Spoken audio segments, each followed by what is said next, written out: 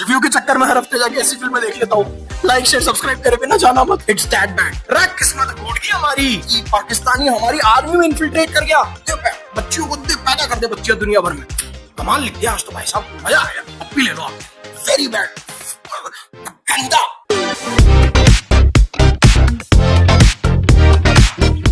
8 गुंडे उधर मार दिया और ऐसे कर दिया। 4 गुंडे उधर मार कैसे कर दिया।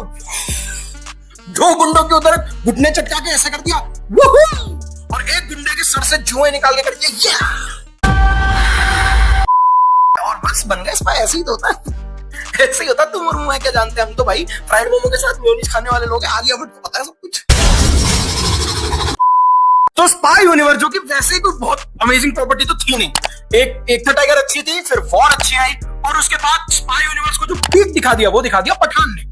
उसके बाद से जो स्पाई यूनिवर्स की धी पिटी है, यानी तुम समझ लो टाइगर 3 एकदम ही वाहियात पिक्चर। पाकिस्तान में जाके पाकिस्तान के प्राइम मिनिस्टर को बचाने की कहानी।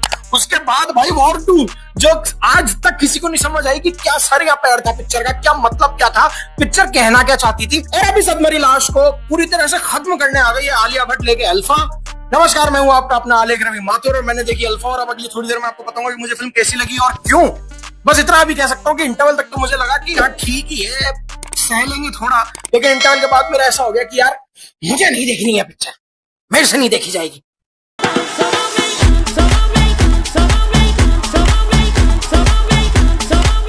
तो 2011 में जब एक टाइगर आई थी, बड़ी कूल फिल्म थी, अच्छी स्पाई फिल्म थी और ठीक है उसकी जो मैसेजिंग थी, जो क्लाइमेक्स था उसके साथ मैं भी आज भी इत्तेफाक नहीं रखता हूँ, मुझे वो खास पसंद नहीं था, बट स्टिल ओके थी पिक्चर, अच्छी थी, एक वन टाइम वॉच थी।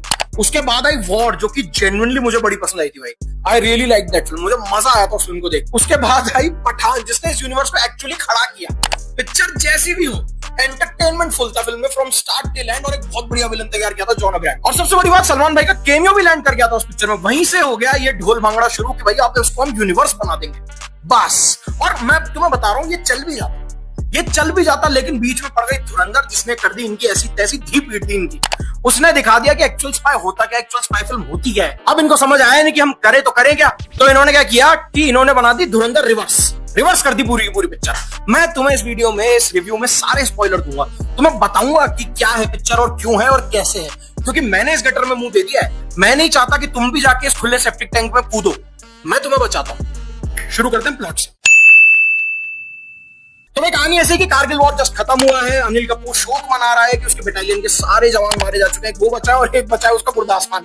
उसका कर्नल जो पूरी पिक्चर में टूटी फूटी गंदी हरियाणवी बोलता रहता जो कि है बॉबी देओल। फिर आता है बॉबी देओल और उसको वहीं पे ही सब लाशों के सामने कह रहा होता गुरजी ऐसा खेड़ा कर देंगे, मजा आ जाएगा, पाकिस्तान की धी पीट देंगे, तुम टेंशन ही मत लो, तुम तो एक काम करो गुरजी, ऐसा करते हैं गुरजी, वैसा करते हैं गुरजी करके उसको एक अल्फा प्रोग्राम चिपका देता है जिसके अंतर्गत एक केमिकल तैयार किया जाएगा जिसे सोल्जर्स में लगाते ही वो सुपर सोल्जर बन जाएंगे। कैप्टन अमेरिका से उठाया है, ये ज्यादा सोचो मत। और फिर जो बड़े बड़े ओहदे पे बैठे हुए लोग हैं उनको उन सोल्जर्स की ताकत दिखाई जाती है। अच्छा ये इतना फनी सीन है ना, उनको दिखाया जाता है कि देखो हमारे जवान जा रहे हैं, लड़ रहे हैं, ये उनके बॉडी कैम है, इनसे आप पूरा देख सकते हो कि वो क्या क्या कर रहे हैं। उनको दूर से सब सुनाई दे जाता है, उनकी बॉडी भी जल्दी रिजेनरेट कर जाती है, सब कुछ ठीक है। और बाद में पता चलता है तो सेटअप था पूरा उसी का, बॉबी देओल का ही बनाया हुआ। उनके सामने बताया था कि तो हमने बनाया था। तो फिर मतलब क्या निकला इस पूरी चीज का, जब ये सारे एक्टिंग ही कर रहे हैं तो किस बेसिस पे इस प्रोजेक्ट को हाँ कही जा रही है। सब साइन करते थे कि very good alpha alpha best alpha.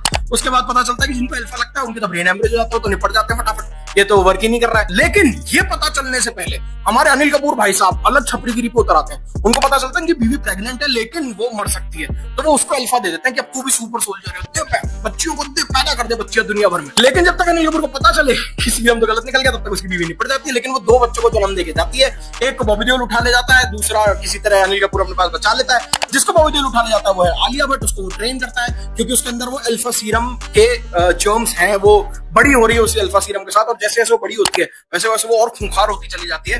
तो उसको धीरे धीरे करके वो ट्रेन करता है। अनिल कपूर को ये बात पता नहीं होती, वो अपनी दूसरी बेटी को पाल रहा होता है। जब अनिल कपूर को पता चलता है तो उसके पास जाते हैं, उसको बताते हैं कि ये सच्चाई क्या है, और फिर बोलते हैं ठीक है पापा हम सब फैमिली हैं, आप वो मेरी बहन शर्वरी है, हम तीनों मिलके ना खत्म कर देंगे फतेह सिंह को। फतेह सिंह इज बॉबी देओल।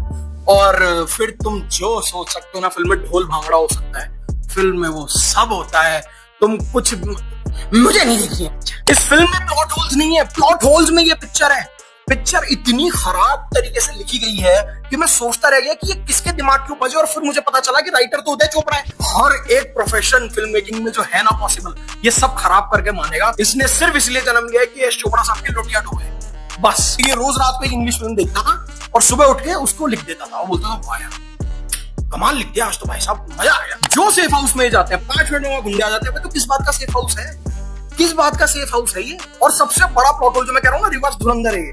जैसे यहाँ से हमजा अली मजारी गया था पाकिस्तान, फिर वो वहां पे गैंग ज्वाइन करा, पॉलिटिक्स में गया, धीरे धीरे अंदर घुसा। इस फिल्म में बॉबी देओल आ जाता है पाकिस्तान से इंडिया, और ऐसा नहीं कि जैसे हमारे तो वो नेपाल और अफगानिस्तान पता नहीं कहां घूम के गया था ना। बॉबी देओल करता नदी पार, बस में बैठता, आ जाता हरियाणा,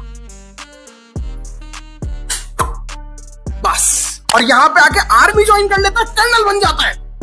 यही धी पिट गई। पर तुम्हें तो पता ही कहानी किसी लिखी होती है, चोपड़ा ने लिखी, जो दिखाता गया वो हम देखते चले गए भाई। कसम से फिल्म में 5 मिनट की कहानी है, बाकी पिक्चर में कोई स्टोरी ही नहीं है। फिल्म में सिर्फ 5 मिनट की कहानी है, वो भी इतनी ज्यादा खराब है ना कि शब्दों में बयां करना मुश्किल है।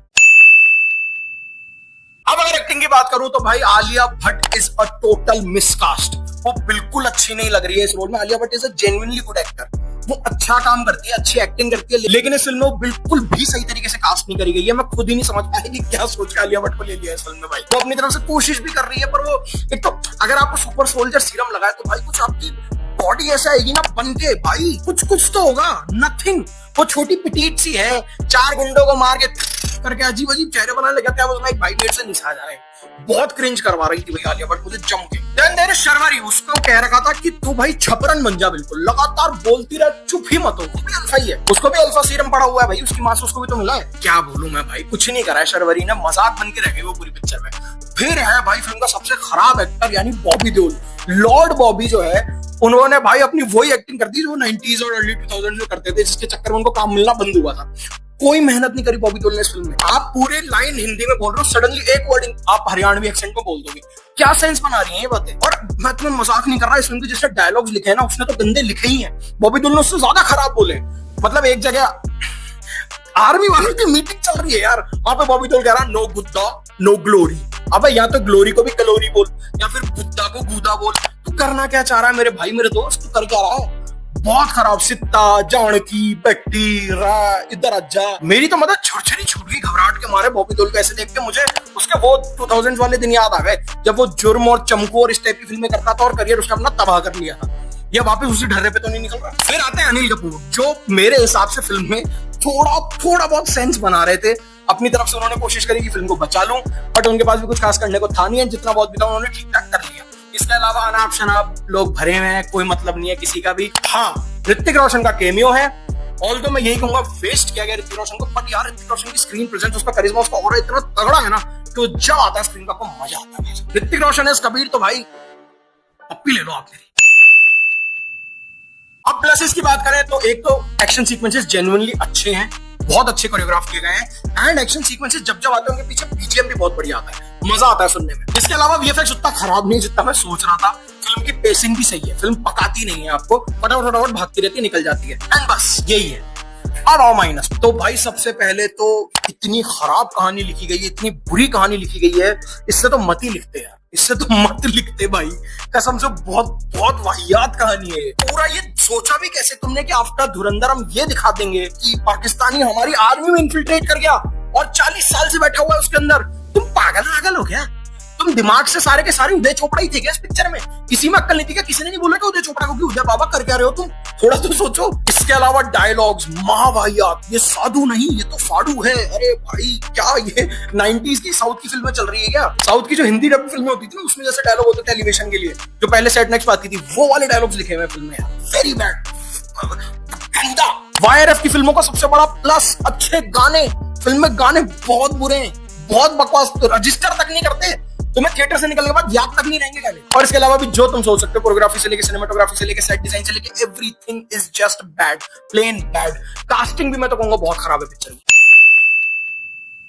अब फाइनल वर्डिक्ट दूं तो भाई मैं तो फिल्म से बिल्कुल भी खुश नहीं हूं, क्योंकि मैं सीरियसली चाहता था कि wire of the spy universe आगे चले। मैं टाइगर वर्सेस पठान देखना चाहता था, मैं ऋतिक, शाहरुख और सलमान को एक फ्रेम में देखना चाहता था। हो सकता था आगे जाके आमिर खान को इस यूनिवर्स का थैनोस इंट्रोड्यूस कर देते, कुछ भी, स्काई वाज द लिमिट, कुछ भी हो सकता था इस यूनिवर्स के साथ। आपके एक यूनिवर्स में शाहरुख, सलमान, ऋतिक बैठे हुए हैं यार, सुपरस्टार्स बैठे हैं आपके पास। एक फीमेल लेड फिल्म आप रिलीज कर रहे हो पहली बार, एक फीमेल लेड स्पाई जिसमें मतलब आलिया भट्ट को बड़ा बड़ा सुपरस्टार बना के आप दिखा रहे हो। क्या बनाया है? एटलीस्ट एक ढंग की कहानी तो लिख लेते हैं, हम बाकी सब एक बार नजरअंदाज कर जाते हैं। मैं तो सीधी बात कहूंगा भाई, ओटीटी पे देख लेना, जब आए तब, बड़ी स्क्रीन के लिए पिक्चर नहीं है, घर पे ही देखना, थिएटर जाने की कोई जरूरत नहीं है। तो मेरे हिसाब से तो हो गया, स्पाई यूनिवर्स के बट्टे बैठ चुके हैं। मुझे नहीं लगता अगली फिल्म इस यूनिवर्स में ही आने वाली है, शायद ताला लगा दिया इस यूनिवर्स। तो भाई मैं तो फिल्म को 2 स्टार दूंगा, एक for the action choreography and BGM, और दूसरा भाई ऋतिक रोशन को देख के मजा आ गया। जो भी 7-8 मिनट के लिए ऋतिक रोशन था ना, मजा आया उसमें। और ऋतिक रोशन के केमियो के साथ इतना भद्दा मजाक किया है ना एंड में इन्होंने, कि आलिया भट्ट और शर्वरी निकल जाते हैं, फिर ऋतिक रोशन के ऊपर गुंडे आते हैं, हेलीकॉप्टर आ रहे हैं उसको मारने के लिए, कट मार दिया वहां पे, पता ही नहीं उसके बाद क्या हुआ। आलिया भट्ट की तरफ बढ़ गई कहानी। खैर तुम भी आगे बढ़ जाओ जिंदगी में, इस बारे में ज्यादा सोचना मत। तुम एक काम करो, चैनल को सब्सक्राइब करो, वीडियो को लाइक करो, बढ़िया बढ़िया कमेंट डालो और इस वीडियो को शेयर करो। हम मिलते हैं बहुत ही जल्दी। जय श्री राम, वंदे मातरम।